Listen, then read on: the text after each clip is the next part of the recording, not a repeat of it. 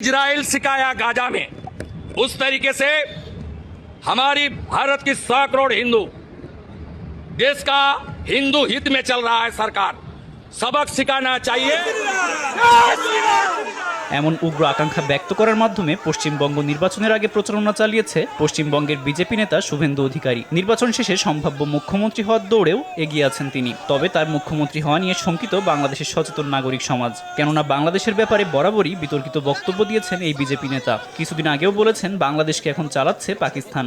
बांग्लादेशी मुस्लिम घुसपैठिया को हम लोग भगा देगा, डिटेंशन कैंप का जरूरत नहीं होगा। हर इंडियन यहाँ रहेगा, वो हिंदू से हो सकता है, मुसलमान हो सकता है, लेकिन बांग्लादेशी मुसलमान एक भी नहीं रहेगा। और डिटेंशन कैंप का कोई जरूरत नहीं है। जिस रास्ता से आया था उस रास्ता से हम लोग निकल देगा। এছাড়া নানা সময়ে বাংলাদেশ বিরোধী বিভিন্ন মন্তব্য করেছে এই বিজেপি নেতা। নির্বাচনের প্রচারণাও চালিয়েছে কট্টর হিন্দুত্ববাদী মনোভাবকে কাজে লাগিয়ে। জয় বাংলা স্লোগান বাংলাদেশের বলেও একবার মন্তব্য করেছিলেন।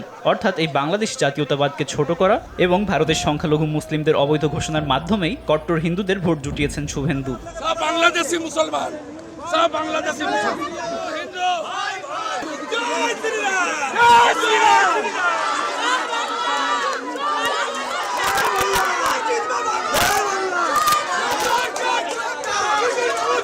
আসাম ও পশ্চিমবঙ্গ মিলিয়ে প্রায় 50 লাখ মানুষের ভোটাধিকার কেড়ে নেওয়ার যে প্রক্রিয়া এনআরসি ও আইএসআর চলছে তা পশ্চিমবঙ্গে বিজেপি ক্ষমতায় আসার মাধ্যমে সংকটের নতুন মাত্রা যোগ করতে পারে। কেননা বিজেপি শাসিত আসাম সীমান্ত দিয়ে এর আগে বাংলাদেশে অনেক পুশিনের ঘটনা ঘটেছে।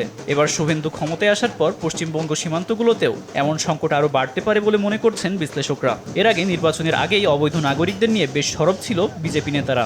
एक सीएए कानून बना है किसने?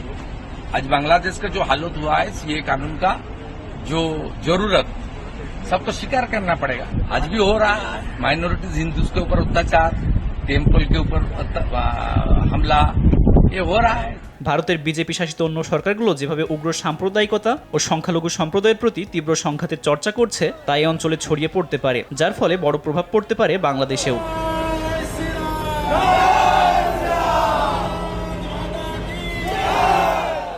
আব্দুল মালেক, RTV।